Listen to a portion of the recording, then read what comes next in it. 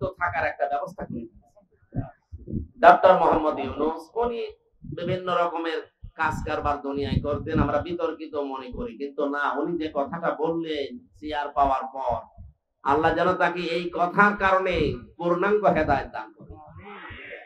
মুসলমান, এই জন্য নামের আগে দেখেন মোহাম্মদ লেখা আছে, কথা বলেন না কেন? মুসলমানের জন্য দোয়া করতে কোনো সমস্যা আছে? ধর্ম উপদেষ্টা ডক্টর আফামা খালিদ স্যার কয়েকদিন আগে জানিয়েছেন ৯৬% মুসলমান এই দেশে আমরা বাস করি। আমাদের মাথার উপরে যেহেতু আল্লাহ তাকে বসিয়েছেন, আমরা চাই তিনি যেন দাড়ি রাখেন। এটা কি খারাপ কথা? একটা ভালো কথা বলেছে না? আমরা ১৬ কোটি মানুষ, ১৮ কোটি মানুষ দোয়া করছে আল্লাহ যেন তাকে সত্যি এই তাওফিক দান করে। নবীজি জানিয়েছেন ১৫০০ বছর আগে ওই জাতি কখনো উন্নয়ন লাভ করতে পারে না সেই জাতি তাদের শাসনভার কোন নারীর হাতে তুলে দেয়। আল্লাহ মনে হয় আমাদের কপাল থেকে এই অভিশাপ মুক্ত করার একটা ব্যবস্থা করিয়ে দিচ্ছে। উনি যাই হোক, অন্তত পুরুষ মানুষ। আল্লাহ পাক বলেন, নবী আপনি বলেন ক্ষমতার মালিক আমি আল্লাহ, যাকে ইচ্ছা দেই, যাকে ইচ্ছা ওখান থেকে নামিয়ে দেই। এখন যিনি আছেন তাকে তো আল্লাহ ভালোবেসেই দিয়েছে, আপনারা লাফালাফি করেন কেন? কথা তো ঠিকই, আল্লাহ তো দিয়েছে তারে, কারণ উনি যারে ইচ্ছা তারে দেয়, যারে ইচ্ছা নামিয়ে দেয়। এক কথা বলেন না কেন? পুরুষ মানুষ না? ঠিক আছে, সামনে যারা আসবে আশা করছি তারাও পুরুষ মানুষই আসবে। মেয়ে লোক আসার আর কোন সম্ভাবনা দেশে আছে? কারণ তাদের বুদ্ধি অর্ধেক। আপনি আবার এটা উল্টা পাল্টা করে লাগিয়ে বিভিন্ন জায়গায় দিয়ে না যে নারী বিদ্বেষী না, এটা হাদিস বললাম, এটা বুখারী শরীফের হাদিস। আল্লাহর নবী কথা শুরু করার আগে লান দিয়েছেন, লা ইউফলিহা, কখনো সফল হতে পারে না ওই জাতি যে জাতি তার শাসনভার কোন নারীর হাতে তুলে দেয়। আমরা এই জন্য আমার মনে হয় দুর্নীতিতে চ্যাম্পিয়ন হতাম। কথা বলে না কেন? প্রশ্ন আসতে পারে তাহলে ৫৩ বছর তো নারী ছিল না? না, যারা ছিল এর আগে ওরাও নারীর মতনই। নারী কাকে বলে আজকের তেলাওয়াত কিন্তু আয়াতের ভেতরে আছে। আজকের সূরার নামই মুমতাহিনা। মুমতাহিনা মানে কি? পরীক্ষিতা নারী। কোন নারীকে পরীক্ষা করে করে আল্লাহ এই জগতে নামি দামি এবং গনি বানিয়ে দিয়েছিলেন, এস্টাবলিশ বানিয়েছিলেন। কারা আল্লাহর মনোনীত ছিল, কি করলে মনোনীত হওয়া যায়, চিরন্তন হওয়া যায়, এই আমানত রাখলে যারা খেয়ানত করে ফেলে, এরা যে খেয়ানত করবে না তার বাস্তব প্রমাণ অলরেডি দেখিয়ে দিয়েছে। আশা করছি আপনি ভরসা রাখতে পারেন। এবার যেন কোরআনে কারীম সংসদে যায় সেই ব্যবস্থা আমরা যেন করে দিতে পারি। আল্লাহ আমাদেরকে যেন তাওফিক দান করেন, চর্ম চোখে যেন দেখতে পারি যে কোরআন দিয়ে দেশটা চলছে। খুব বড় আশা আমার, সারা জীবনের আশা। আমি জেলখানায় ৩টা বছর যতদিন তাহাজ্জুদ পড়েছি প্রতিদিন আমার এই দোয়া ছিল, আল্লাহ তুমি যাই করো অন্তত চর্ম চোখে একটা দেখার সুযোগ করে দিও ৫৬,০০০ বর্গ মাইল কোরআন দিয়ে চলছে। এটা একটা মিনি জান্নাত হয়ে যাবে। অনেকে মনে করছে যদি কায়েম হয়ে যায় আমি যে একটু লাল পানি খাই ওটা খেতে পারবো না। পারবো, কিন্তু আপনার লাল পানি খাওয়ার মন হবে না। এমন পরিবেশ আল্লাহ তৈরি করে দেবে, পুরো ৫৬,০০০ বর্গ মাইল মসজিদের মতো হয়ে যাবে। এক কথা বলেন না কেন?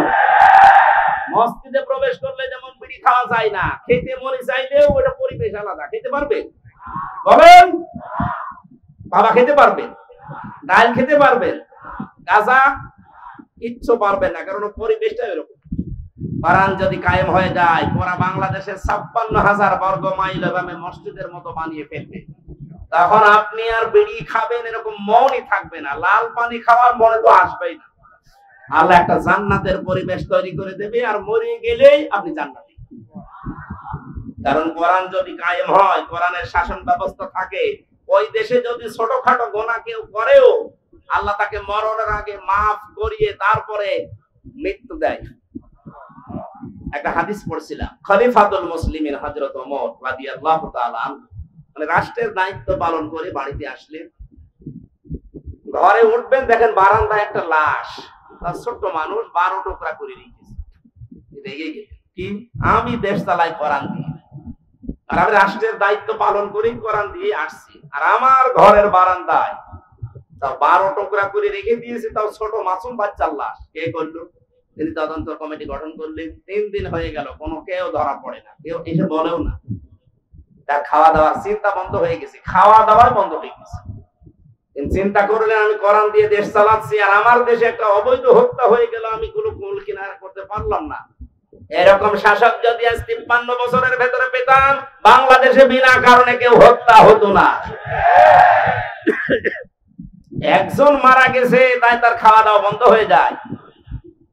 আর শাপলা চত্বরে যেভাবে মানুষ মেরেছে, বিডিআর যেভাবে হত্যা করেছে, 2024 সালে যেভাবে পুলিশের ভ্যান থেকে তাজা মানুষকে ফেলে দিয়ে পিষে মেরেছে, কত মানুষকে আগুন লাগিয়েছে আশুলিয়ায় দেখেননি? এখনো পর্যন্ত এই লাশগুলো চোখের সামনে ভাসে।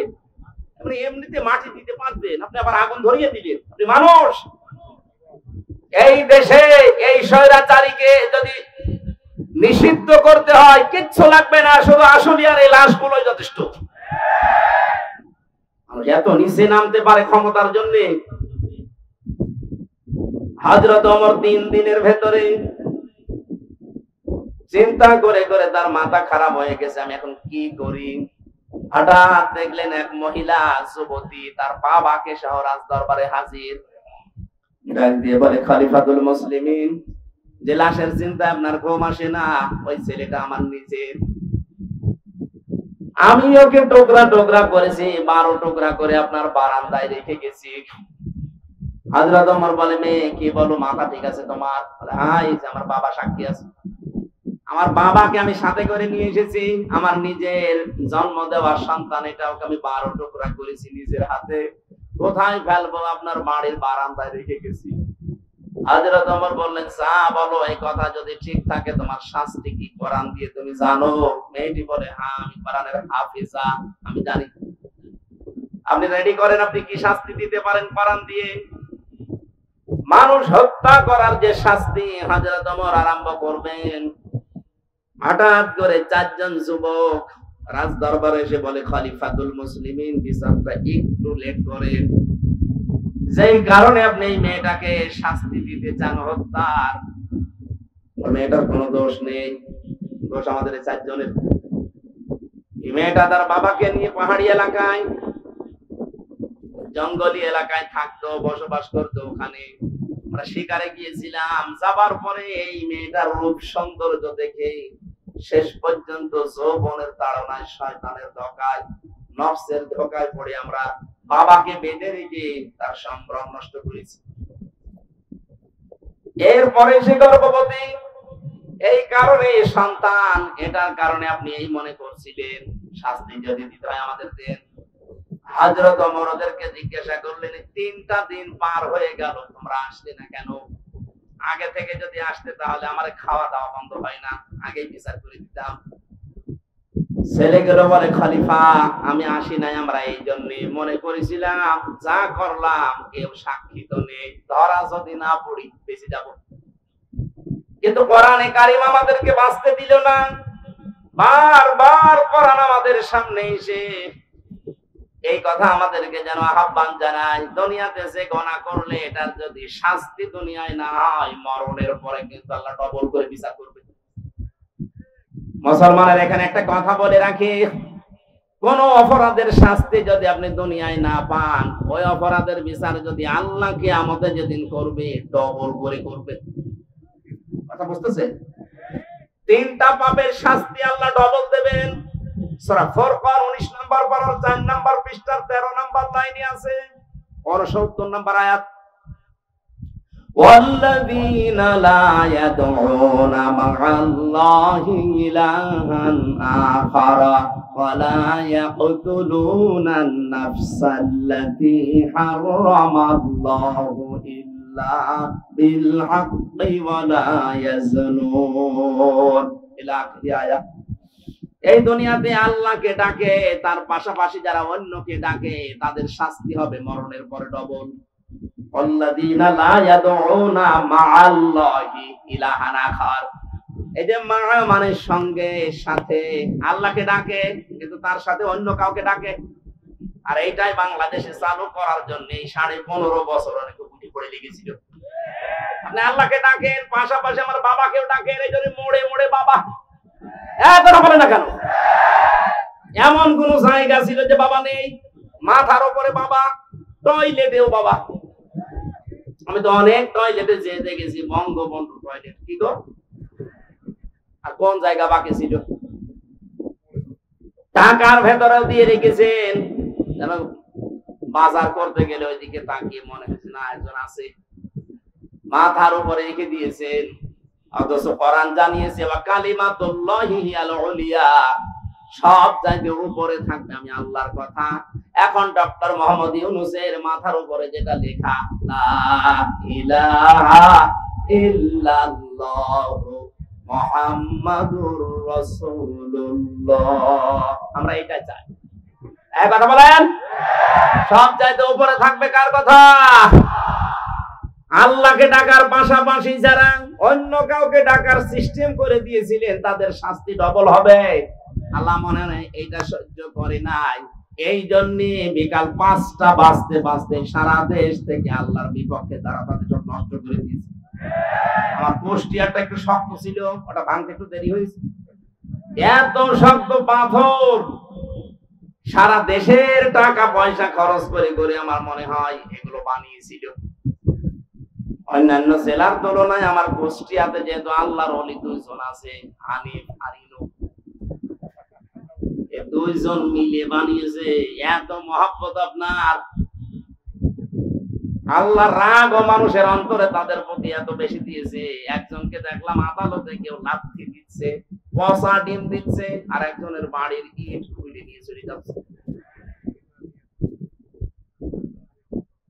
আজকে আমরা পরিষ্কার আল্লাহর সাথে অন্য কাউকে ডাকবো না, সে মরা বাবা হোক আর জিন্দা বাবা হোক। কথা বলেন না কেন?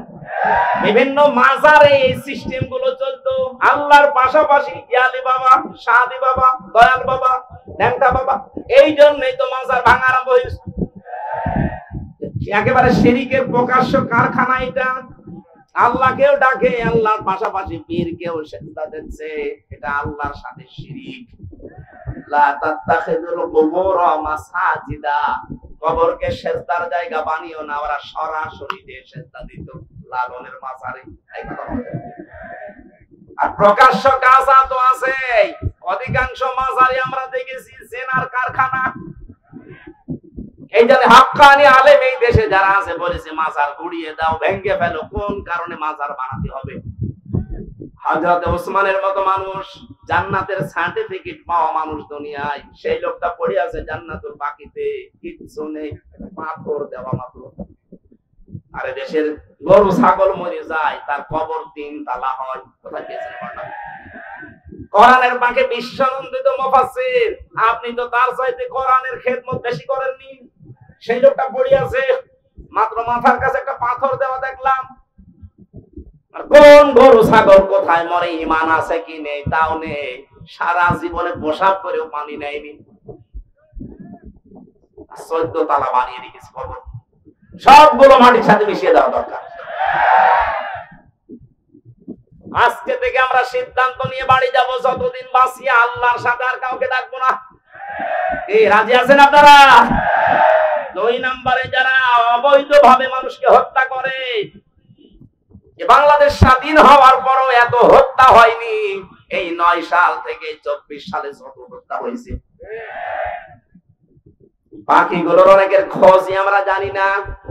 আমি মাঠের নিচে ছিলাম 10 দিন, আমি দেখেছি কত মানুষের কান্নার আওয়াজ আসতো আমার কানের। আমার তো চোখ পাতা ছিল, চোখ কালো কাপড় দিয়ে বেঁধে নিয়ে মাথায় একটা দড়ি নিয়ে ওরা হাঁটিয়ে নিয়ে যেত, মনে তো আমার গরুর মতো নিয়ে যাচ্ছে। আশপাশ থেকে কান্নার আওয়াজ পেতাম, কারণ কোনো আওয়াজ তো ওখানে যাওয়ার কথা না। মানুষ সিঁড়ি দিয়ে উপরে ওঠে, আর ওরা সিঁড়ি দিয়ে আমার নিচে নিয়ে যেত, তার মানে মাটির নিচে। ওইটা কোন জায়গায় এটা আমি জানি না, যেখানেই নিয়ে গিয়েছে বহু মানুষের কান্নার আওয়াজ পেতাম মাঝে মাঝে। আর একটা আওয়াজ দিত, আহ, এরকম একটা আওয়াজ বুঝতাম। এখানে কয়েক মাস ধরে মানুষ হয়তো আছে, যে সমস্ত মানুষ পাহারা দিয়ে যেত ওই এসআই যারা, তাদেরকে প্রকাশ গোপনে বলতাম, ভাই যে আওয়াজ আসলো শব্দ না, অধিকাংশ গুলোতে হিন্দু পেয়েছিলাম। কিছু কিছু যাদের একটু মনুষ্যত্ব আছে, বলতো 1 মাস 2 মাস না, কেউ 2 বছর 5 বছর পড়ে আছে, কেউ জানেই না। আপনি এখনো পর্যন্ত বলেন আমার কি দোষ, কি দোষ, আপনি টের পান না। কোন দোষ যদি আপনার নাও থাকে, আপনার সবচাইতে বড় দোষে আয়না ঘর। আপনি জানেন না কি হয়তো ওখানে ইলিয়াস আলীর মেয়েকে নিয়ে আপনি কি করলেন, কি নাটক, কি প্রতারণা, অথচ তাকে আপনি মেরে ফেলেছেন আগে। আমার মাঝে মাঝে রিমান্ডে আশ্চর্য লাগতো, আল্লাহ, যে অফিসার গুলো এই করে যায় আমার সাথে, এরা রাতে বাড়িতে ঘুমায় কি করে? এদের তো ঘুম আসার কথা না, হয় লাল পানি খায় নাই বড়ি খায়, তাছাড়া ঘুম আসার কথা না। এখানে শাস্তি হবে তাদের ডবল, এখন শুরু হয়েছে, কেবল ডবল শাস্তি হবে। যারা অন্যায় ভাবে মানুষকে হত্যা করেছেন, ইন্ধন দিয়েছেন, বিভিন্ন কায়দা কৌশল করে এগিয়ে দিয়েছেন, আপনার শাস্তি ডবল হবে। মার্ডার মামলা, আজকে গুমের মামলা আন্তর্জাতিক আদালতে, যে পালিয়ে গেছে তার নামে আজকেও দেখলাম 2টা মামলা রয়েছে। আপনি যে সাহস করেন যে আমি পাশাপাশি আছি, চট করে ঢুকে পড়বো, আসেন, আপনি আসেন, আপনাকে আমরা চট করে ঢুকবে আর ফট করে ঢুকিয়ে দেবো আয়না করে। থাকেন পড়ি ওখানে। ব্যারিস্টার আরমান 8 বছর আছে, আপনি 16 বছর থাকবেন। 16 বছর তো আর বাঁচবে না, যে কয় বছর আছেন ওখানে থাকবেন, দেখেন কেমন লাগে। ভার্সিটি থাকতে আমি একটা উপন্যাস পড়েছিলাম, ওর নাম হচ্ছে দেখ কেমন লাগে। আমার ভাই এইটা ওদের কপালে আছে। এই গল্প বলেন না কেন? দেখ কয়জনের তো আশা করছেন যে আসি পাশাপাশি, চট করে ঢুকে পড়বো, আসেন, ঢোকাবো, দেখ কেমন লাগে। উপন্যাসটা পুরোপুরি পড়লে খুব ভালো লাগে। আমার মনে হয় সামনে এদের কপালে এটা হতে যাচ্ছে। ভাইরা আমার, অন্যায় ভাবে যারা হত্যা করেছেন ডবল শাস্তি পাবেন। 3 নম্বরে যারা জেনা করে দুনিয়ায়, তাদেরও শাস্তি ডবল হবে। সূরা ফুরকানের আয়াত। মেয়েটা বলছে খলিফা, এই ছেলে 4 জন বলছে খলিফাতুল মুসলিমিন। চিন্তা করলাম দুনিয়ায় মার্ডারের শাস্তি যদি না পাই, কিয়ামতে আল্লাহ কিন্তু ডবল শাস্তি দেবে। কয়টা? এজন্য দুনিয়ায় হয়ে যাক, আপনি যে বিচার আছে কোরআনের করে দেন, দুনিয়ায় শেষ, পরকালে যেন আল্লাহ এই বিষয়ের কোনো বিচার না করে আমাদেরকে মাফ করে দেয়। হযরত ওমর বললেন, তাই তো, তোমরাই তো দোষী, মেয়েটার তো দোষ নেই। মেয়েটাকে ডাক দিয়ে বললেন, তোমার দোষ এইটা যে তুমি 12 টুকরা করেছো লাশটা, আমার ঘরের বারান্দা রাখলে, অন্য কোথাও ফেলে দিলে না কেন?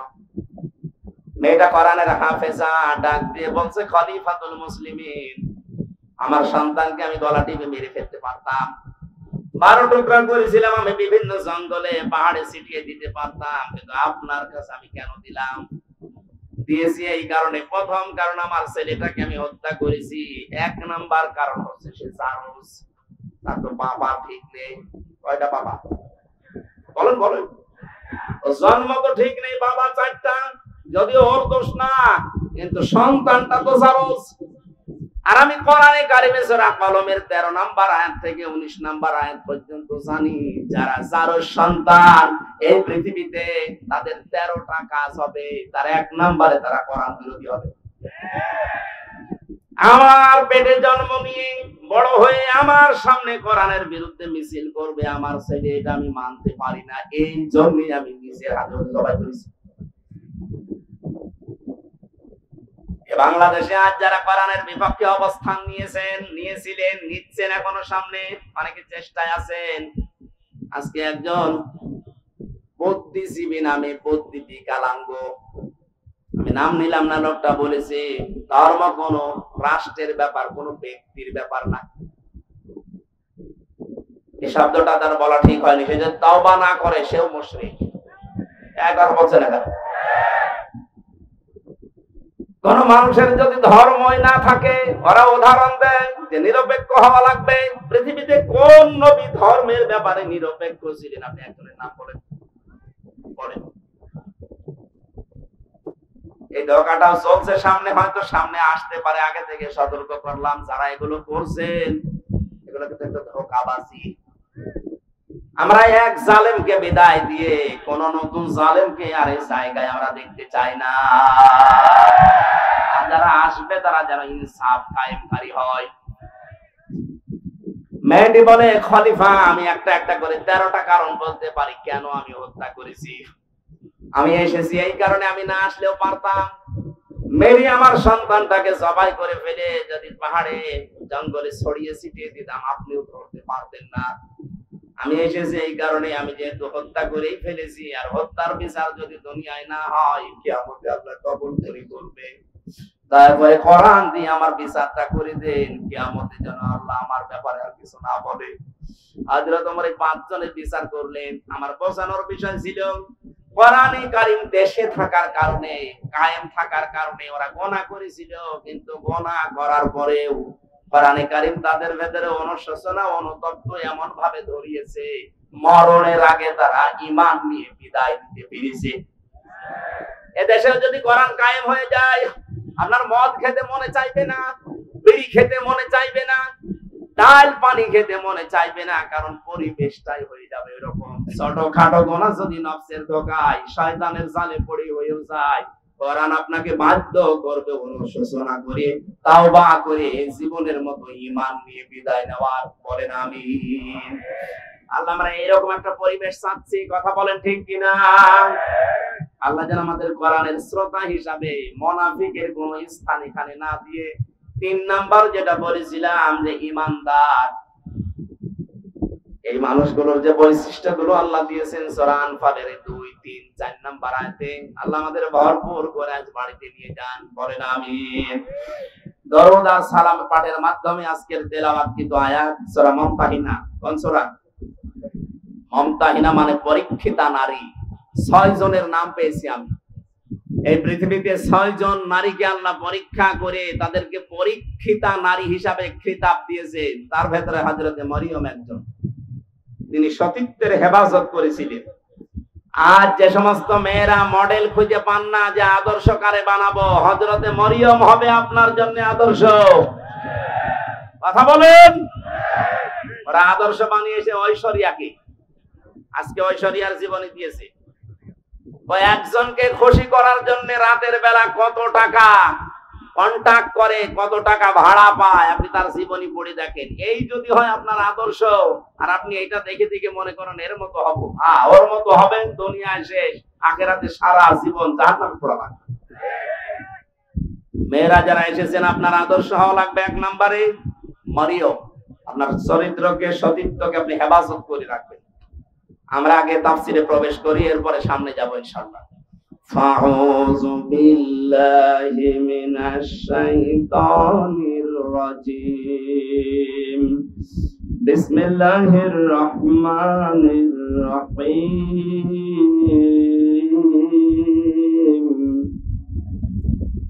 ইয়া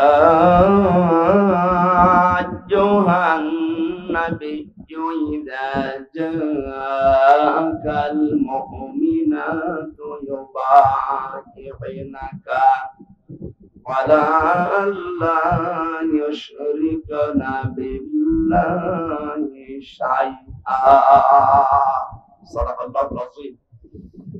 সূরা মুমতাহিনা নামকরণটা, এর ভেতরে শব্দটা আছে, এখান থেকে সূরার নামকরণ। আজকে আমরা সবগুলো আয়াত পড়েছি মাত্র 1 আয়াতের 4 ভাগের 1 ভাগ। আমার আজকের আলোচনার বিষয় হচ্ছে ঈমান কিভাবে আপনি আনবেন। আমরা তো অনেকে ঈমানদার বসে আছি, কিন্তু এইভাবে না। ঈমান আনতে হলে কিছু শর্ত মানা লাগে। আমরা যেন আজকে শোনার পরে ওই শর্ত অনুযায়ী আমাদের বাকি জীবন চালাতে পারি। বলেন আমিন। সূরা মুমতাহিনার 12 নম্বর আয়াতটা পড়েছি। আল্লাহ ডাক দিয়েছেন, ইয়া আইয়ুহান নবী, হে নবী। কোরআন শরীফের ভেতরে আল্লাহ ইয়া মুহাম্মদ বলেন নাই, ইয়া নবী, ইয়া রাসূল এই শব্দটা লাগিয়েছেন। আর মুহাম্মদ শব্দ বলার সঙ্গে সঙ্গে নবীজির রিসালাতের ঘোষণা দিয়ে তার সম্মান আরো বাড়িয়ে দিয়েছেন। আজকে রাসূলের সম্মান বাড়ানোর জন্য রবিউল আউয়াল মাসে যারা জন্মদিন পালন করে, সাফ করে শুনে রাখেন, পৃথিবীর কোন মানুষ দিন পালন করার ভেতরে কোনো ফায়দা নেই। এমনকি কোন মানুষ যত দামি হোক আপনার জীবনের জন্য, যত উপকার করুক আপনার জীবনে, ও যদি মারা যায় সর্বোচ্চ 3 দিনের উপরে কোনো শোক নেই। একজন মহিলার স্বামী যদি মারা যায় তাহলে 3 মাস 10 দিন সে বিবাহ বন্ধনে আবদ্ধ না হয়ে তার জন্য অপেক্ষা করে এর পরবর্তীতে অন্য স্বামী গ্রহণ করবে, এই শেষ। পৃথিবীর কোন মানুষের জন্য 3 দিনের উপরে শোক জায়েজ নেই। আর আমরা সেই 75 সাল থেকে শোক পালন করিয়েই আসছি। কেন? উনি কি আপনার কি স্বামী হয়? আপনার কি বাবা হয়? কোন কারণে শোক পালন করা লাগবে তার জন্য বলেন? আপনি কি তাকে ইসলামের ঊর্ধ্বে মনে করেন? ওই যে আমি বললাম না যে ঈমান ভাঙ্গে যায় 10টা কারণে, তার 10 নম্বর কারণে পৃথিবীর কাউকে যদি কেউ ইসলামের ঊর্ধ্বে মনে করে তার ঈমান ভেঙে যায়।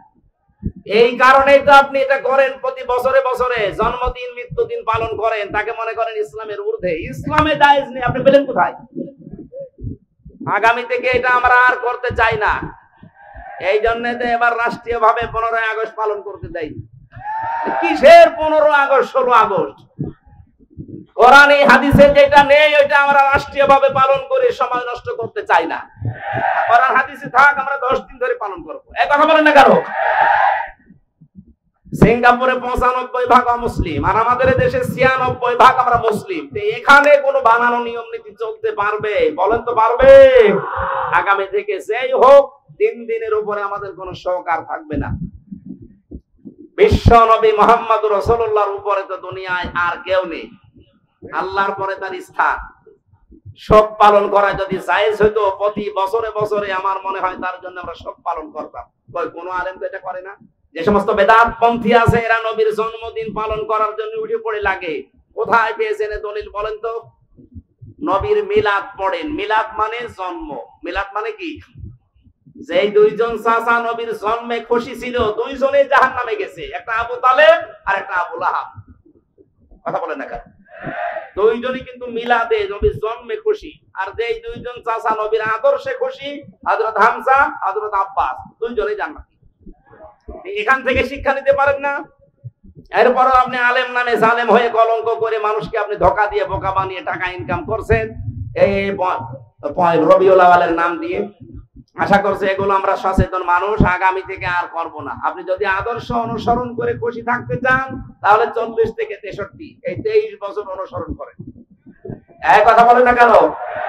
আমরা এখন থেকে কারো জন্ম নিয়ে আনন্দ করব না। আমাদের জন্ম নিয়ে আনন্দ না, আমাদের আনন্দ হবে তার আদর্শ নিয়ে। কথা বলেন না কেন? নবীজিকে আল্লাহ ডাক দিলেন ইয়া মুহাম্মদ, যেখানে কোন জায়গায় কোরআনে আল্লাহ দেয়নি। নাম নেওয়ার সঙ্গে সঙ্গে রিসালাতের ঘোষণা দিয়ে তার সম্মান বাড়িয়ে দিয়েছেন। মুহাম্মাদুর রাসূলুল্লাহ, আমা মুহাম্মাদুন ইল্লা রাসূল, মা কানা মুহাম্মাদুন আবা আহাদিম মির রিজালিকুম ওয়ালাকির রাসূলুল্লাহ খাতামান নাবিয়্যিন। আর আছে সূরা মুহাম্মদ একটা আয়াত, আলা নুজিলা আলা মুহাম্মাদ ওয়াল হাক্কু মির রাব্বিহি। প্রত্যেকটি জায়গায় আল্লাহ তার নাম নেওয়ার সঙ্গে সঙ্গে ঘোষণা দিয়েছেন যে তিনি আমার রাসূল। জোরে বলেন আল্লাহু আকবার। এই জন্য আমরা এই জায়গা একটা স্পর্শকাতর জায়গা। রাসূলুল্লাহকে কেউ গালি দিলে আমরা সহ্য করতে পারি না। কুষ্টিয়াতে গত 2 দিন আগে একজন বুঝে হোক না বুঝে হোক গালি দিয়েছে। এখানে কোনো ছাড় নেই, আপনি বুঝে দেন আর না বুঝে দেন আপনি অপরাধী। কুষ্টিয়া ফুঁসে উঠেছে, সারা দেশ এখন ফুঁসতেছে। আগামী থেকে আমরা এই দেশের এই বিবেক বুদ্ধিহীন কিছু মানুষ আছে বিভিন্ন নাম নিয়ে যারা চলে, সে যে নামেই হোক, রাসূলুল্লাহর ব্যাপারে কিন্তু কোনো আপোষ নেই। বিশ্ব নবীকে অপমান করার চেষ্টা করলে, গালিগালাজ করলে, যা করা লাগে এই দেশের মানুষ কিন্তু তাই করবে। এজন্য সাবধান হয়ে থাকবেন এই বিষয়ে। অন্তত আপনি আমারে গালি দেন, অসুবিধা নেই, কিন্তু রাসূলুল্লাহকে গালি দিতে পারবেন না। আমাদের জীবনের চাইতেও তিনি আমাদের কাছে দামি। কথা বলেন ঠিক কিনা? আল্লাহ এই মহব্বতের কারণে যেন আমাদেরকে মাফ করে দেন। আমি এখানে একটা তথ্য বলবো, এই যারা মহব্বত করে আল্লাহর রাসূলকে এই কথা বলে শেষ করে দেন, তাদের জন্য খুব শিক্ষা আছে এখানে। আপনি শুনেছেন আয়াতটা, দেখেন এইভাবে নেই, কুল ইন কুনতুম তুহিব্বুনাল্লাহা ফাত্তাবিউনি ইউহিব্বুকুমুল্লাহ ওয়া ইয়াগফির লাকুম যুনুবাকুম আল্লাহু গফুরুর রহিম। সূরা আলে ইমরানের 31 নম্বর আয়াত। আল্লাহ পাক বলেন, নবী আপনি বলুন, তোমরা যারা বলো আল্লাহ তোমাকে ভালোবাসি, এই দাবি যারা করো তাদেরকে বলছি এই দাবি করার দরকার নেই। যদি দাবি সত্যে প্রমাণ দিতে চাও, ফাত্তাবিউনি, আমি রাসূলের অনুসরণ করো। এখানে যে তাবউন শব্দটা আছে, তাবাইন, যত অভিধান আছে আরবিতে দেখবেন তাবউন মানে দেখে দেখে চলা। আমার সামনে বেলাল স্যার যেভাবে হেঁটে যাবে, যেভাবে পা ফেলবে, যেভাবে হাত নাড়াবে, যেভাবে মাথা দোলাবে, ওইভাবে দেখে দেখে চলার নাম আরবিতে তাবউন। তাহলে রাসূলুল্লাহকে কি অনুসরণ করা লাগবে, ইত্তেবা করা লাগবে তাকে দেখে দেখে? প্রশ্ন আসতে পারে উনি তো আমার সামনে নেই। হ্যাঁ, উনি সামনে নেই, ওনার আদর্শ পড়ে আছে আমাদের সামনে। বিদায় হজের ভাষণের দিন বলেছিলেন তারাক্তু ফীকুম আমরাইন, দুইটি জিনিস রেখে গেলাম, লান তাদিল্লু মা তামাসসাকতুম বিহিমা, কিতাবাল্লাহ ওয়া সুন্নাতু রাসূলিহি। দুইটা জিনিস রাখলাম, যদি অনুসরণ করতে পারো কোনদিন পথ ভ্রান্ত হবে না, পথ হারা হবে না, মায়ের খাবে না, না খেয়ে থাকবে না। এই তাদিল্লু শব্দের 99টা অর্থ আছে। কোনদিন আপনি না খেয়ে থাকবেন না, কারণ জমিন আল্লাহ আমাদেরকে ওয়ারিশ বানিয়েছে। জমিনের ওয়ারিশ যারা, তারা না খেয়ে থাকবে। মানে পৃথিবীতে যারা আল্লাহকে মানে না, তারা এই পৃথিবীর ভাড়াটিয়া, আর আমরা হচ্ছি জমিনের মালিক। মালিক কোনদিন না খেয়ে থাকতে পারে না। আমরা যেহেতু অনুসরণটা ওইভাবে করতে পারছি না, কিভাবে? ফাত্তাবিউনি, আমি রাসূলকে তোমরা অনুসরণ করো। যদি অনুসরণ করতেই পারো, যখন অনুসরণ আরম্ভ হবে, আমি আল্লাহ নিজে তখন ভালোবাসা আরম্ভ করব না করেছি। এখানে যারা আরবি গ্রামার বোঝে জিজ্ঞাসা করেন, ইউহিব এটা মুজারে, বর্তমান, ভবিষ্যৎ, প্রেজেন্ট, ফিউচার। যখন থেকে আপনি নবীজিকে অনুসরণ আরম্ভ করবেন, তখন থেকে আপনাকে আল্লাহ ভালোবাসা শুরু করবে। কি কথা বুঝতেছেন? তার মানে এখনো যারা নবীর আদর্শকে অনুসরণ আরম্ভ করেনি, করবে বলে আশা করছে, আল্লাহ তাদেরকে ভালোবাসা শুরু করেনি। আমি কথা বোঝাতে না পারলে আবার রিপিট করবো। রাসূলুল্লাহকে কেউ যদি অনুসরণ করা আরম্ভ না করে, আল্লাহ তাকে ভালোবাসা শুরু বলেন করেন। আর আল্লাহ যদি ভালোবাসে, কয়েকটা উপকার আছে। এক নম্বরে আল্লাহ পাক বলেন, আমি যদি কাউকে ভালোবাসি, ওয়ায়াগফির লাকুম যুনুবাকুম, এক ফিরে যাও মুসারে, বর্তমান, ভবিষ্যৎ, প্রেজেন্ট, ফিউচার, সাম্পন 1 বছর, যুনুব বহু বছর। আমি আল্লাহ যদি কাউকে ভালোবাসা আরম্ভ করি, ওর জীবনের কোনো গুনাহ বাকি রাখি না, সব মাফ করে দেই। আর আল্লাহর নিয়ম হচ্ছে, কোন জায়গায় যদি আল্লাহ গুনাহ মাফ করে দেয়, ওই জায়গাটা আল্লাহ ফাঁকা রাখে না, পুরা নেকি দিয়ে পাল্টিয়ে দেয়। আল্লাহ যদি কাউকে ভালোবাসে, কি পেলাম? আল্লাহ নিজে তাকে ভালোবাসা আরম্ভ করবে, তার জীবনের গুনাহগুলো মাফ করে দেবে, আর গুনাহ মাফ হয়ে গেলে আল্লাহ তাকে জান্নাতে দেবে। এবার আমার আয়াতের মূল শিক্ষা হচ্ছে, রাসূলকে অনুসরণ করা আরম্ভ করা লাগবে না লাগবে না? এটা কি আংশিক না পূর্ণাঙ্গ? বলেন। আজ যারা আংশিক অনুসরণ করেন, তারা কিন্তু এখনো আল্লাহর ভালোবাসা পাওয়া শুরু করেননি। আংশিক অনুসরণ মানে হয়তো দাঁড়িয়ে আছে রাসূলের মতো, জুব্বা গায়ে দেন, খাবারের পরে মিষ্টি খান, রাসূলের মতো সালাত আদায় করেন, সিয়াম পালন করেন, হজ করেন রাসূলের মতো দেখে দেখে। কিন্তু বিশ্ব নবী যে 10 বছর রাষ্ট্র চালিয়েছিলেন, এইটাকে আপনি রাজনীতি মনে করেন? কথা বলেন না কেন? তাহলে অনুসরণ কি আপনার আংশিক না পূর্ণাঙ্গ? আংশিক অনুসরণ করলে আল্লাহ আপনাকে ভালোবাসা শুরু করবে। কোন জায়গায় আছে কোরআনে দেখান। এই জন্যই তো বারবার বলছি, রাসূলুল্লাহকে আজ থেকে অনুসরণ করা লাগবে পূর্ণাঙ্গ। রান্নাঘর থেকে শুরু করে আন্তর্জাতিক জীবন পর্যন্ত, পা থেকে শুরু করে মাথা পর্যন্ত, প্রতিটি জায়গায় আমার অনুসরণীয় একজন, তিনি মুহাম্মদুর রাসূলুল্লাহ। আমি যখন পুরা এই সিদ্ধান্ত নিয়ে শুরু করব অনুসরণ, যে দুনিয়া আমি কাউকে দেখে চুল কাটবো না, আমার চুল কাটার স্টাইল হবে মেসি। বলেন আমার চুল কাটার স্টাইল হবে ঋত্বিক, শাহরুখ খান। কে? রংপুরে কত দোকান আছে সেলুনের, একটা দোকানে আপনি লেখা দেখাতে পারেন যে এখানে সুন্নাত অনুযায়ী চুল কাটা হয়। ওখানে লেখা আছে, এখানে শাহরুখ কার্ড দেওয়া হয়, এখানে অজয় কার্ড দেওয়া হয়, আবার ওদের ছবি টাঙিয়ে রাখে, কোন কার্ড চান।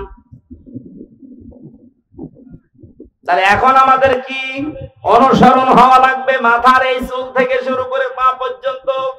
অনেকে দাড়ি রাখে, কিন্তু এমন স্টাইল, এটা স্টাইল হবে, সুন্নাত হবে না। রাসূলের সুন্নাত এক মুষ্টি পরিমাণে দাড়ি রাখতে হবে, এরপরে যদি কেটে ফেলেন অসুবিধা নেই। এই কথা বুঝতেছেন? যদি এই মাসলাটা নিয়ে মতভেদ আছে আলেমদের ভেতরে, তবে এক মুষ্টি রাখবেন আপনি।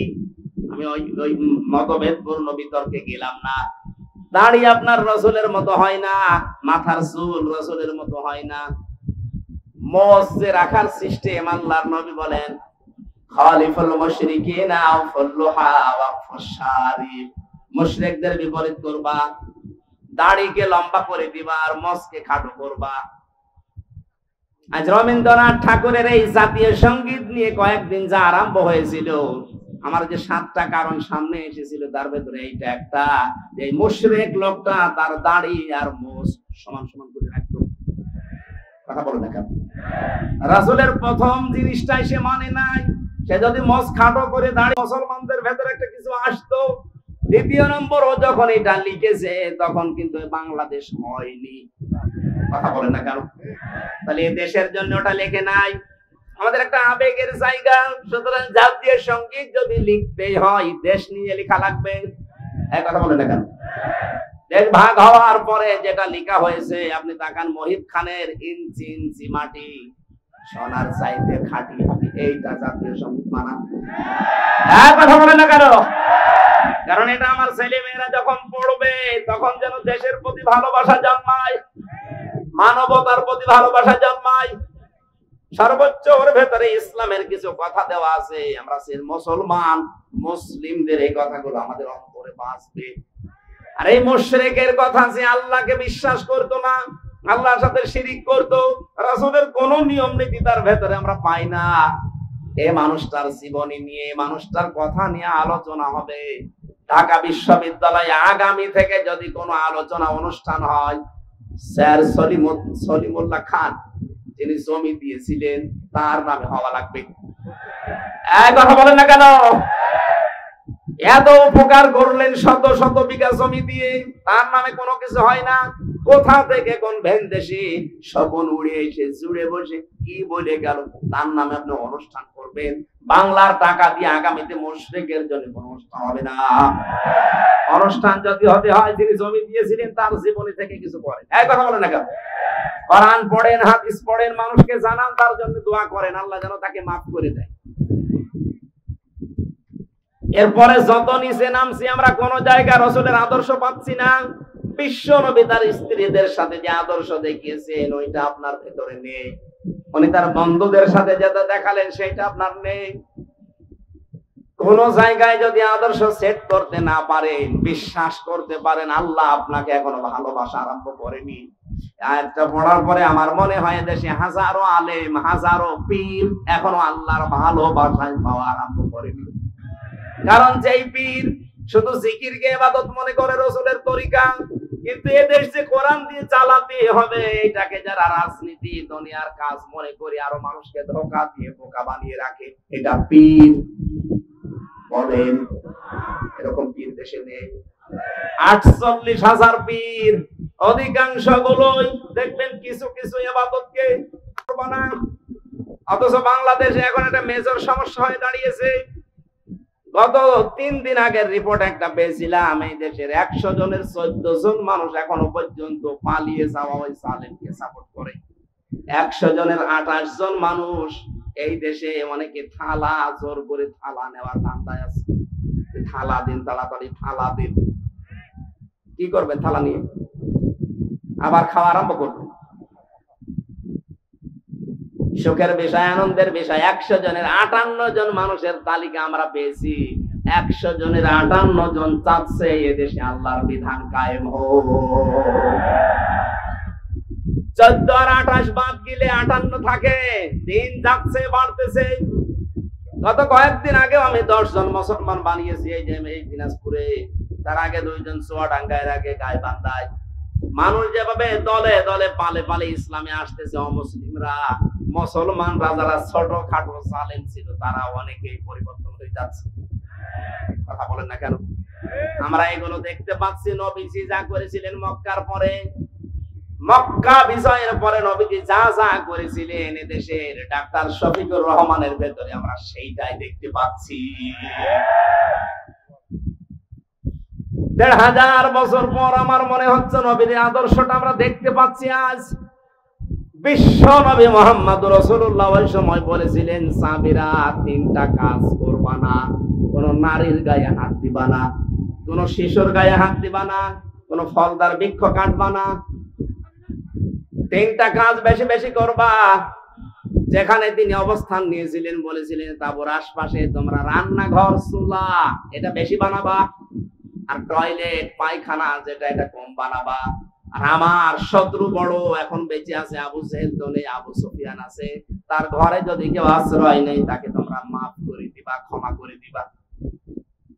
এই 1400 বছর পর ডাক্তার শফিকুর রহমান এত অত্যাচার, জুলুম, নির্যাতনের শিকার হওয়ার পরও এই কাজগুলো তিনি এখন দেখিয়েছেন। যারা আমাদের প্রকাশ্য শত্রু ছিল তাদের ওই ঘর বাড়িগুলো উনি পাহারা দিয়েছেন লোক দিয়ে। কথা বলেন। কৌশল অবলম্বন করার জন্য মুসলমানদেরকে নিয়ে তিনি ঐক্য হওয়ার চেষ্টা চালাচ্ছেন। আমরা দেখতে পাচ্ছি কিছু মানুষ এখনো পর্যন্ত সেই মানধাতামলের আকীদা আকীদা আকীদা এই নিয়ে তারা এখনো ডিভাইডেড আছে। মুফতি জসিমউদ্দিন রহমানী মাদ্দাজিল্লুহুল আলী কয়েকদিন আগে জেল থেকে বের হয়ে উনি জানিয়েছেন এই দেশে মুসলমান যেন এক হতে না পারে, এর পেছনে সব চাইতে জঘন্যতম ভূমিকা পালন করছে একজন পীর। জাতি কিন্তু বুঝে ফেলেছে, যারা ফরিদউদ্দিন মাসুদের মতো মানুষকে তালয় বানিয়েছেন। কথা বলেন না কেন? আপনি আর তালয় বানানোর লোক পাননি দেশে। এর মানে একটা কলঙ্কিত মানুষ মুফতি আমিনী সাহেবের জামাই মাওলানা শাখাওয়াত রাজি আমার সাথে 3 বছর জেলে ছিল বেচারা।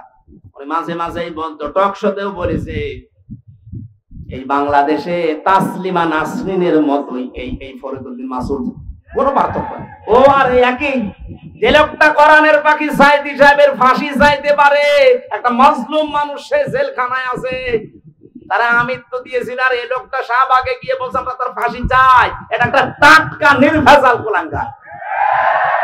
আরে আলেম নাম নিয়েছে, ওর নাম নাকি বুজুর্গ, আল্লামা কত কিছু দিয়েছে। ওর নামে বুজুর্গ দিলে আল্লাহর আরশ কাঁপবে, ওর নাম বেজিরবু। কথা বলে না কেন? যে কয়টা 5-8টা গোলাম ছিল যারা মাজলুমের বিপক্ষে অবস্থান নিয়েছিল, পক্ষে না গিয়ে জালেমদের পা শুধু চেটেছে। যারা কওমি জননী নাম দিতে পারে জালেমকে, একটাকেও যেন বিচার ছাড়া আর বাঁচতে না দেওয়া হয়। প্রত্যেকের বিচার আমরা দেখতে চাই। কথা বলেন। ওই যে মাইজ ভান্ডারী নজিবুল বশর, ও শয়তান সেদিন ভিডিও পাঠিয়েছে যে আমি যা করেছি জামাতের বিরুদ্ধে, শিবিরের বিরুদ্ধে, বিএনপির বিরুদ্ধে, এরা আমারে ছাড়বে না, জীবনও আপনাকে ছাড়া হবে না। আপনি সবচাইতে বড় মারাত্মক ভুল করেছেন কোরআনের পাখির বিরুদ্ধে মামলা দিয়ে, তাও মিথ্যা মামলা। যারা সাক্ষী দিতে যায় তাদের সাক্ষী পর্যন্ত গায়েব হয়ে যায়। ও নিজে যখন স্বীকার করছে যে আমি এটা করেছি, আমারে ছাড়বে না, না আমরা ছাড়তেও চাই না, দৃষ্টান্তমূলক শাস্তি চাই এই মাইজ ভান্ডারীর। কথা বলেন। আলেম নামে কলঙ্ক, এগুলো নাম নিয়েছে কি সুন্দর সুন্দর, দেখেন কুসেআ, কি কুসেআ, কি কুকুর, শ্রীগাল, বিড়াল। যাদের নামে ডিনেগনেশন ডিগ্রি 14টা করে ব্যবহার করে, এগুলো জাহান্নামী মানুষের আলামত। আপনাকে মানুষ নিজে ডাকবে, আপনি আল্লামা কিনা, নিজের নামে আগে পরিচয় দেয় আমি শোলাকিয়ার ইমাম। বলছি কিসের শোলাকিয়ার ইমাম? আপনি ইমামতি করার জন্য সেই গোপালগঞ্জ থেকে গন্ডা ভাড়া করে এনে বাইতুল মোকাররমের মতো জায়গা অপবিত্র করিস। কত মুসল্লির রক্ত ঝরিয়েছে, এর যেন ছাড় দেওয়া না হয়। এই কথা বলেন না কেন? যেই দিন কওমি জননী নাম দিয়েছে এই রুহুল আমিন নামে, আলেম নামে কলঙ্ক, সেই দিন জেলখানায় ওর নামে বদদুয়া করেছে কওমি মাদ্রাসার আলেমরা। আমার সাথে 86 জন 76 জন ছিল। মাওলানা মামুনুল হক থেকে শুরু করেছে আলিম গুলো ছিল, বলছে কি করলো কি আমাদের তো ডুবিয়ে মারলো। এখনো পর্যন্ত আপনি একটা পীরের নাম নিয়ে তার সাফাই গিয়ে যাচ্ছে। মুফতি জসিমউদ্দিন রহমানী 11 বছর জেল কেটেছে। আপনি কয় বছর জেলে ছিলেন? তার যে স্যাক্রিফাইস সেটা এমনি এমনি বলে না, সে আপনাদের সাথে ছিল, মিশেছে, দেখেছে, বাস্তবতা সে জানে। আমিও জেলের ভেতরে কমপক্ষে 50 দিন তার সাথে আমার দেখা। মাঝে মাঝে আমারে বলতো, হামজা এদেশে যদি একত্রিত মুসলমান না হয় তার পেছনে সবচেয়ে গুরুত্বপূর্ণ ভূমিকা কঠিন জঘন্যতম ভাবে পালন করে কি এখনো পর্যন্ত করে যাচ্ছেন। আপনি থামবেন, একটা ঐক্য হওয়ার চেষ্টায় আছে। সব আলেম ওলামা যদি এক হয়ে, এই যে 58 ভাগ এমনি এমনি হয়নি, সব দাড়িওয়ালা টুপিওয়ালা মানুষগুলো এক হয়ে যাচ্ছে। আর এখানে আপনি এখন সেই মানধাতা বলে আকীদা আকীদা করছেন। কার আকীদা খারাপ আপনি দেখান তো। জামাত ইসলামী বাংলাদেশের আকীদা হচ্ছে লা ইলাহা ইল্লাল্লাহু মুহাম্মাদুর রাসূলুল্লাহ। হ্যাঁ, কালেমা যদি আপনি ভুল প্রমাণ করতে পারেন তাহলে জামাতের আকীদা খারাপ। কালেমা তো নিজেও জিকির করছেন, আমরাও করছি, এখানে তো কোনো পার্থক্য নেই। কিসের আকীদা আকীদা করেন? এই উল্টা পাল্টা ধোয়া তুলে মুসলমানদেরকে আজ ডিভাইডেড করবেন না, এটা হারাম কাজ। মুসলমানদের এক করা ফরজ আর ভাগ ভাগ করা হারাম। এটা তো আমি মানালাম। সূরা আলে ইমরানের 105 নম্বর আয়াত আপনি বাড়িতে যে মিলিয়ে দেখেন। যারা আজ মুসলমানদেরকে এক হতে দিচ্ছেন না, আপনি হারাম কাজে আছেন। কোন হারাম কাজ করা অবস্থায় তার ইবাদত কবুল হয় না। সুতরাং আপনার নামাজ, আপনার সিয়াম, আপনার হজ, এই দাড়ি, জিকির সব মাঠে মারা যাচ্ছে। আমি আর নিচে নামতে পারলাম না। এরপরও যদি কারো বিবেক না খোলে, আমার মনে হয় ওকে আল্লাহ মোহর মেরে দিয়েছে আবু জাহেলের মতো, ও আর ভালো হবে না। আমার ভাইরা, এখন থেকে আমাদের অনুসরণ হবে রাসূলের আংশিক না পূর্ণাঙ্গ? পূর্ণাঙ্গ অনুসরণ যখনই আমরা আরম্ভ করব, আল্লাহ আমাদেরকে ভালোবাসা শুরু করবে। তার মানে বোঝা যাচ্ছে দেশে অনেক আলেম, অনেক পীর এখনো পর্যন্ত আল্লাহর ভালোবাসায় পাওয়া আরম্ভ করেনি। আমরা করেছি, আমরা যারা করছি, চেষ্টা চালাচ্ছি। হ্যাঁ, মাথা থেকে শুরু করে সংসদ পর্যন্ত সব জায়গায় আমার রাসূলের আদর্শ আমরা মেনে নেব। যখনই সিদ্ধান্ত নিয়ে মাঠে নেমে পড়বেন, বুঝবেন আল্লাহ আপনাকে ভালোবাসা আরম্ভ করছে। আল্লাহর ভালোবাসা আরম্ভ হয় তখন যখন কয়েকটা কাজ আপনি দেখতে পাবেন। এই তাকান, আপনাকে যে আল্লাহ ভালোবাসে তার প্রমাণ হিসাবে কয়েকটা কাজ আপনি দেখতে পাবেন সামনে। 1 নম্বরে হাদিস, নবীজি বলেন, আমি যখন আল্লাহ পাক যখন কাউকে ভালোবাসেন তখন পুরো আসমানে ঘোষণা হয়ে যায় যে মহান আল্লাহ ওই লোকটাকে ভালোবাসেন। আমরা সবাই যারা আসমানে আছো সবাই ওকে ভালোবাসো। পুরো আসমানের ফেরেশতারা তখন তাকে ভালোবাসা আরম্ভ করে দেয়। জমিনে ঘোষণা দেওয়া হয়, পুরো জমিনবাসী শোনো, হামজাকে আল্লাহ ভালোবাসা আরম্ভ করেছে, তোমরাও ভালোবাসো তাকে। তখন পুরো সৃষ্টি জগতের ভেতরে আল্লাহ একটা মহব্বত পয়দা করে দেয়। আমরা এইটা আজ দেখতে পাচ্ছি। আপনি তাকান, এতদিন যাদের স্বাধীনতা বিরোধী, রাজাকার, জঙ্গি উল্টা পাল্টা নাম দিয়ে বহু কালার করার চেষ্টা চালিয়েছে, আগস্টের 5 তারিখের পর থেকে আজকের এই 23 তারিখ পর্যন্ত আমরা দেখতে পেলাম তারা জঙ্গি না, তারা জনগণের সঙ্গী। এই ভালোবাসাটা এখন আল্লাহ পয়দা করে দিয়েছে নিচে। পুরা আসমানে আল্লাহ ঘোষণা দিয়েছে যে তাদেরকে ভালোবাসো তোমরা। জমিনের লক্ষ লক্ষ সৃষ্টি সবার ভেতরে তাদের মহব্বত, ভালোবাসা এটা ঢুকিয়েছে কি? এত প্রমাণ দেওয়ার পরও যদি আপনার এখনো পর্যন্ত মনে হয় না, এদিকে আসেন, আসেন, এদিকে আসেন। এই জন্য আমাদের উচিত হবে এখন এই মুহূর্তে দলাদলি বন্ধ করে দেওয়া। ছোটখাটো বিষয় সব আমরা বাদ। এরপরেও যদি আপনি এক জায়গায় হতে না পারেন, আবার কবে হবে? আবার যদি কোন নতুন জালেমে চেয়ারে বসে, কিয়ামতের আগে লাভাতে পারবেন না। আমাদের উচিত এখন সুযোগ, ছোটখাটো বিষয় সব বাদ। কে দাড়ি রাখে, কে দাড়ি রাখে না, কে সুব্বা গায়ে দেয়, কে দেয় না, এটা পরে করবেন, আগে জায়গাটা ঠিক করেন। এখানে থাকলে আপনি ইসলামের নিয়ম নীতি 100 মানতে পারবেন। আরে জায়গাটা না থাকলে কয়েকদিন পরে আপনারও দাড়ি কাটা লাগতে পারে। এদেশে আড়ঙে অবস্থান নিয়েছিল না, আড়ঙে দাঁড়িয়ে রাখা মানুষগুলোকে চাকরি দিত না। সামনে কিন্তু এরকম আসবে, আপনি চেষ্টা করবেন রাখার, কিন্তু পারবেন না। জায়গাগুলো সব জালেমের দখলে চলে যাবে। বিশ্বনবী মুহাম্মদ রাসূলুল্লাহকে আল্লাহ ঘোষণা দিলেন, নবী যারা আপনি আপনার কাছে আসবে যে ঈমান আমরা আনতে চাই, বলবেন 6টা কাজ করো। 1 নম্বরে আলা আল্লাহ ইউশরিকনা বিল্লাহ, কোনদিন আল্লাহর সাথে কোনো বিষয়ে শরীক করবা না। 2 নম্বরে ওয়ালা ইয়াসরিকনা বিল্লাহ, ওয়ালা ইয়াসরিকনা, চুরি করা যাবে না। ওয়ালা ইয়াজনিনা, 3 নম্বরে কোনদিন তোমাদেরকে যেন আমরা জেনা করতে না দেখি। জেনার যে ছড়াছড়ি চলছিল, জেনার যে কারবার গুলো আমরা দেখতে পেয়েছি, বিশেষ করে আকাশ সংস্কৃতির নামে দেশে বন্যার পানির মতো পিন আপ করা পত্রিকা দিয়ে বিভিন্ন স্যাটেলাইটের মাধ্যমে যা আরম্ভ হয়েছিল, আগামী 10 বছরের ভেতরে চরিত্রবান যুবক যুবতী মানুষ খুঁজে পাওয়া দুষ্কার হয়ে যাবে। এগুলো যারা দায়িত্বে আছেন বন্ধ করার চেষ্টা চালাচ্ছে। আমরা চাই যেগুলো দ্রুত যেন বন্ধ হয়। এরপরে আল্লাহ দিয়েছিলেন এক একটা শব্দের ভেতরে লক্ষ লক্ষ কথা। আমি তাফসিরে পড়েছি, নোটও করেছিলাম, শুধু গা ঘেমে যাচ্ছে আর রাত অধিক হয়ে গেছে, যেন খুব সামারাইজ করে বলছি। রব্বুল আলামিন বলেন ওয়ালা ইয়াকতুলনা আওলাদাহুন্না, সন্তান হত্যা করা যাবে না। এই শব্দটার ব্যাখ্যা করলে অনেক ভালো হতো। ওয়ালা ইয়াতিনা বিবহতান, কালকে আমার মাহফিল আছে, এই যে এই ছেলেটার এখানে, কালকে ওয়ালা ইয়াতিনা বিবহতান, এই বহতানের উপর আমি কথা বলবো, কারণ এইটা বাংলাদেশে 15.5 বছরে বেশি হয়েছে। ওয়ালা ইয়াতিনা বিবহতান, মানুষকে আন্দাজে দোষ দিয়ে জীবনটা নষ্ট করে দিও না। আমার জীবন থেকে যে 3টা বছর আপনি ঝরিয়ে দিলেন বেকার বেকার আন্দাজে দোষ দিয়ে, প্রমাণ তো হয়ে গেছে কয়েকদিন আগে, আমার মামলা সব খারিজ হয়ে গেছে। আদালত প্রমাণ করেছে আমার কোনো দোষ নেই, আমি নির্দোষ।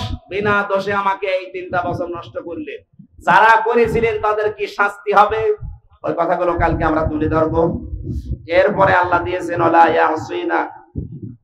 ওয়ালা ইয়াসিনাকা ফি মারুফিন ফাবাইহুন্না, ভালো কাজে কোনদিন যারা দায়িত্বে আছে এই মানুষগুলোর অবাধ্য হবা না। আস্তাগফিরুল্লাহ, আল্লাহর কাছে ক্ষমা প্রার্থনা করবা। এই 6টা গুণ যাদের ভেতরে আছে। ইন্নাল্লাহা গফুরুর রহিম। وأوجب علينا الإحسان بالوالدين ونشهد أن لا إله إلا الله وحده لا شريك له وأشهد أن محمدا عبده ورسوله سيد الكونين صلى الله عليه وعلى آله وأصحابه وأتباعه أجمعين ليلا ونهارا في الطرفين. فقد قال الله تعالى في كلامه المجيد وبرهانه التوحيد. জবান খুলে পড়ে না আউযু বিল্লাহি মিনাশ শাইতানির রাজিম। বিসমিল্লাহির রহমানির রহিম।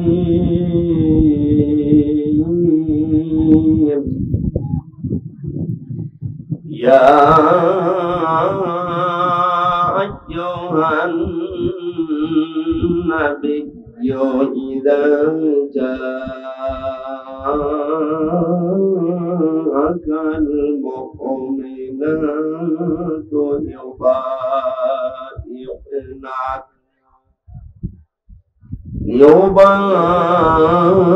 يبايعنك على أن لا يشركن بالله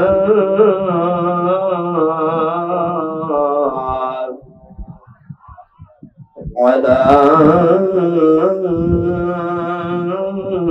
أن لا يشركن بالله شيئا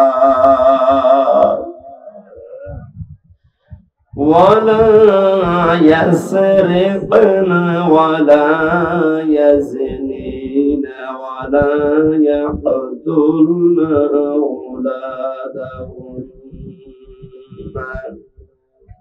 ولا يأتينك ببهتان يستهينه بين أيديهن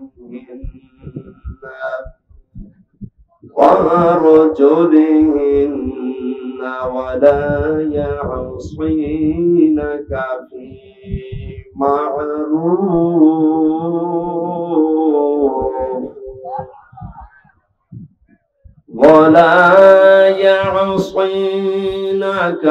في معروف فبايعهن واستغفر لهن الله إن الله غفور رحيم.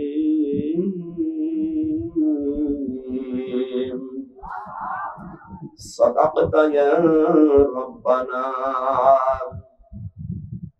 عن أبي هريرة رضي الله تعالى عنه قال قال النبي صلى الله عليه وسلم من سلم المسلمون من لسانه ويده إلى آخر الحديث رواه ابن ماجه.